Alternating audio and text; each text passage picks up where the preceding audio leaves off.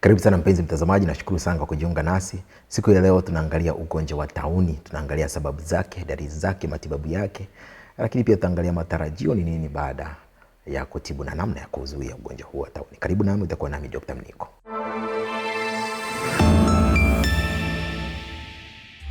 Tauni ni ugonjwa mbaya unaosababishwa na bakteria anaitwa Yersinia pestis. Maambukizi ya ugonjwa huu yanaweza kusambaa na kuua watu wengi sana kwa muda mfupi. Kunapokuwepo na mlipuko wa maambukizi msituni na kwa wanyama wagurunaji kama panya, wanakufa kwa wingi sana. Sasa viroboto wa wale panya wanakosa chakula na wanaweza kuruka na kuwauma wanyama wengine au watu waliotembea kwenda kutembea msituni huko. Kwa namna hii wanasambaza ugonjwa kwenda kwa wanadamu. Lakini pia mbwa, paka na wanyama wengine wa kufugwa wanaweza kubeba hivyo viroboto hao kutoka huko msituni au viroboto wa tauni na kuvileta nyumbani. Kwa mfano, paka anaweza kula mzogo au panya ambaye alikuwa na tauni wale viroboto akawarudisha nyumbani kwako. Kuna watu pia wanaambukizwa ugonjwa wa tauni kwa kushika damu au nyama au majimaji yanatoka kwa mnyama au mzoga au wa mnyama ambaye ana maambukizi. Njia nyingine ni kupitia hewa. Kama uko karibu na mgonjwa wa tauni ambaye imefika kwenye mapafu na akakohoa, anaweza pia kukuambukiza. Majimaji yanaruka kutoka kwenda kwenye hewa na ukiyavuta unapata yale maambukizi kwenda kwenye mapafu yako. Na kwa staili unakuwa umeambukiza ugonjwa wa tauni. Lakini njia kuu ni ya viroboto ambao wanatoka kwa panya. Unakuta panya ambao walikuwa na tauni wamekufa, kwa hiyo wale viroboto wanaondoka kwa sababu wamekosa sehemu ya kukaa na wanaenda kushambulia wanadamu, na ugonjwa huu unasambaa kwa haraka sana. Ukishaambukizwa ugonjwa wa tauni, dalili zinaanza kuonekana kuanzia siku ya kwanza mpaka siku ya 7. Unaweza kuanza kuona tezi za kwenye kinena, kwapa na sehemu nyingine zinaanza kuvimba. Unapata ule mtoki, uvimbe kwenye tezi, unaweza kukua mkubwa kama yai na unaumwa mkubwa kabisa. Unapatwa na homa, maumivu ya kichwa, rahisi uchovu, degedege, na baadaye kifo kinaweza kutokea siku ya 3 mpaka siku ya 5. Kama uliambukiza tauni kwenye mapafu, dalili zinaanza ghafla. Unapata homa, maumivu ya kichwa, uchovu wa mwili, unakohoa kweli kweli, baadaye makohozi haya yanaanza kuwa ya damu, unapata shida kupumua, na mwisho wa siku kifo kinatokea ndani ya siku 1 au 2. Watu walio katika hatari kubwa ya kuambukizwa ugonjwa wa tauni ni wale watu wanaoshughulika na wanyama ambao wameambukizwa, watu wanaotembea katika maeneo ambayo yana mlipuko, ambayo yanakuwa yana panya ambao wamekufa kutokana na huo ugonjwa. Ukiwa na eneo ambalo lina panya, wanaweza sasa wale viroboto wakahamia kwako. Lakini pia watu ambao wanakuwa wanapaka ambao wanazurura tu na wanaishi katika vijijini huko au karibu na misitu mikubwa, ni rahisi wao pia kuambukizwa.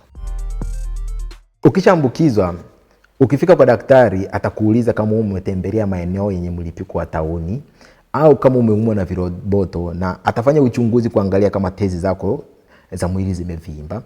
Daktari pia atachukua usaha kutoka kwenye zile tezi ambazo zimevimba. Anaweza kachukua makohozi, anaweza kachukua damu au sehemu ya tezi iliyovimba na kuipeleka maabara kwa ajili ya kuipima.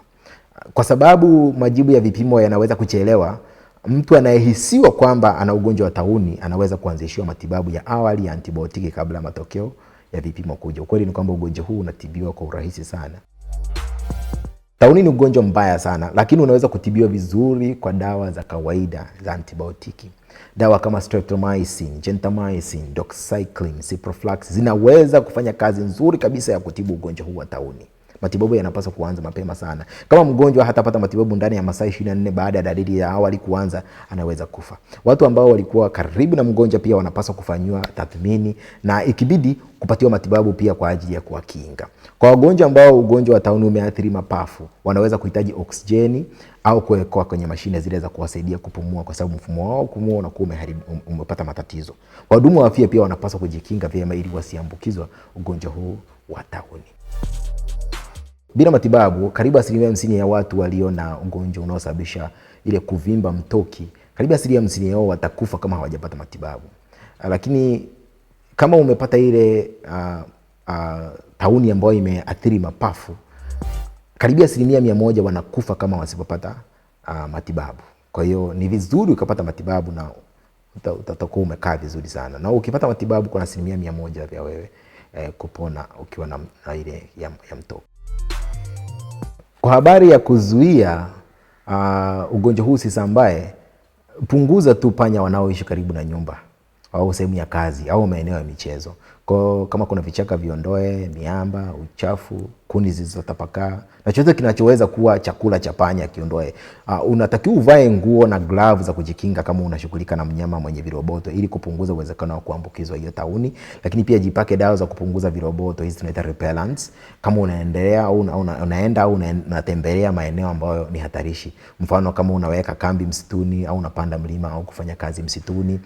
Kama una wanyama wako wa kufugwa kama paka, ni vizuri ukawa safisha kwa dawa ya kuua viroboto mara kwa mara. Usiwaache wanyama wako wanazurura, wasije wakaenda huko nje wakabeba viroboto wakakuletea nyumbani na ukapata ugonjwa. Kama mnyama wako wa kufugwa akiugua, inabidi umpeleke kwa daktari wa wanyama hii mapema kabisa ili aweze kupata matibabu mapema. Asante sana, mpaka wakati mwingine. Hii ni Wiki. Kazi yetu ni kuwaunganisha wagonjwa kutoka Tanzania kupata matibabu India, South Africa, Uturuki na USA kwa urahisi kabisa. Tutakuunganisha.